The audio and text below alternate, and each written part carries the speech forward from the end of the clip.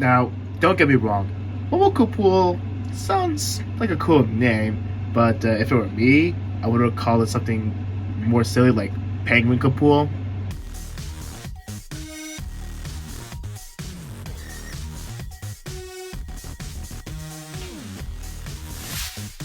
How's it going, guys? It is Plastic Disaster back with another review, and today we are going to take a look at the HG Build Divers Momokapool from the Gundam Build Divers anime.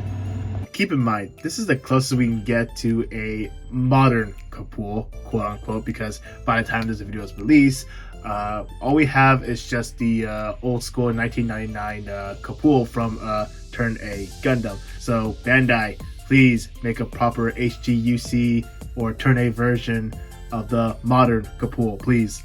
Alright, so taking a look at the box art, we see the Momokapool looks like it's flying in the air. In the background, looks like we got some crowd cheering or something. You can look at this side of the box, just shows off like the nice features, how you have different like eye variations, but it's gonna be like in the form of stickers according to the descriptions. Shows off the nice gimmicks, nice poses, and also comes with a little buddy called a Petite Kapool, which also comes with different eye stickers. Lovely. And advertisement of other Gundam model kits. Moving on to this side of the box, we have the front and rear shot of the model kit all put together, and here we have some information down here, and if you guys want to pause and read, feel free to do so. And right over here, it just shows a little description of what the anime is about. After opening the box, we got 4 bags of runners and a manual. We got the cover of the manual. Here is a familiar box art, and right down here is the line art of the mobile suit, more information, and we also have the pilot, or avatar if you want to call it that. Checking on the parts list, well, looks like we're only going to have like just a few leftover parts and some leftover polycaps. And moving on to the bag, we got more information. We got some familiar poses and gimmicks, the little guy, an advertisement, and a color guide if you're planning on painting it. Starting off with runners A1 and A2, they're going to be sharing this chunk of runner. It's going to be the baby blue parts. Runners B1 and B2 are going to be the gray parts. They're going to be sharing this chunk of a runner. Runner C1 is going to be the yellow parts, while we have runner C2, the white parts. Runners D1 is going to be the light green parts, and runner D2 is going to be the baby blue parts. And finally, we have a big old sticker sheet and a polycap runner. Alright, so that's going to be it for the unboxing portion. Now, it doesn't look like it has a lot, but hey, I'm always down for cheap model kits, so I'm going to put this kit together right now. I'll see you guys right after.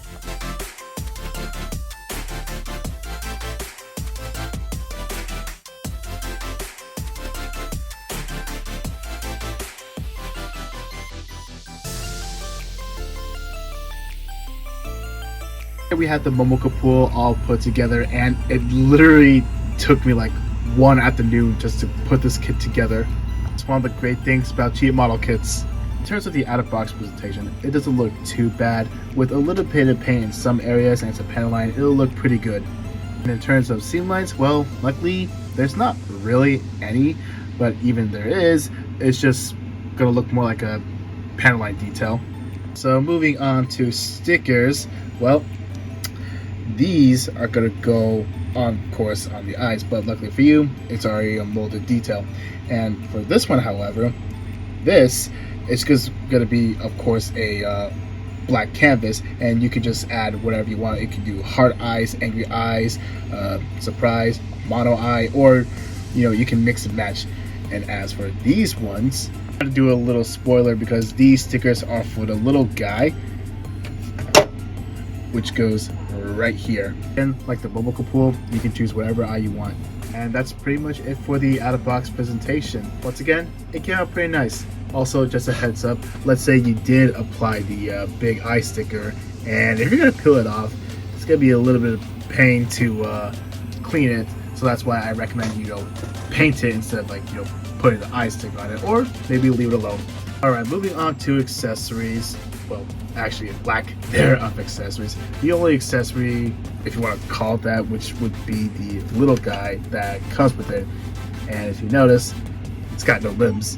So in order to get the limbs, you might want to pry this open because it does store them. All right, and this is what it looks like. It doesn't really do anything. The only articulation it has is just, swinging the arm or just rotating the shoulder. It does come with a stand, so you can have it stand on its own.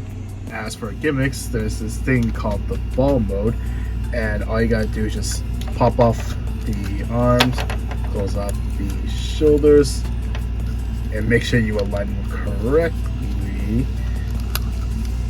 and close the eyes down, and it looks something like this. Hey guys, Editing Plastic Disasta here. Forgot to tell you that this little blue piece right here covers up this little hole right here for the action base. The reason why I didn't leave it on because it pops out so easily, so yeah. Alright, moving on to articulation. There is no head articulation unless you want to count this. And moving on to the shoulders, you got this little flap moving down and up. You got a ball joint and it goes up this far. And you also get a bicep rotation. Forgot to mention it's on a ball joint. Now the arms, it can flap forwards and it can also flap backwards. Right, in the manual, it shows you got to cut these tiny little bars for the fingers. That way, they can move independently, and the thumbs can move down and up as well. Moving on to the waist, well, the best you're gonna get is just a ball joint. And moving on to the leg, it is a universal hip joint. Well, you're not gonna get the full switch. Get a thigh swivel, bend at the knee, about 90, and there is a tight ball joint on the ankle. And moving on to the back, well, there is no backpack, but there is a little hole there which you can customize your kit with your heart's content. Overall, the articulation is limited, and I totally understand that because of the design of the kit, but that does not bother me. So moving on to size comparisons, here it is right next to the standard size Strike Gundam, and well, it's pretty obvious that the Momokapool is shorter than the standard size mobile suit. And finally, here it is right next to Optimus Prime, Lego Batman, and the SD Ariel. So that's gonna be it for the size comparisons. Let's move on to my final thoughts. Moving on to my final thoughts.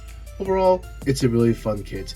If you want to see a unique take of the Kapool, something cute, unique, and cheap, I say go for it. The negatives, when you're handling this kit, these little plates right here on the chest, they always end up closing it, so I always have to open it up. That's just a nitpick. Also, Bandai, we're still waiting on a modern HG Kapool, double Zeta version or Turn A, doesn't matter. So that's gonna be it for the review. I want to say thank you guys so much for watching. If you guys are new here and want to see more content like this, be sure to subscribe. Questions, concerns, comment down below. See you guys in the next video. Let's fit a Lego minifigure sitting down. Not really.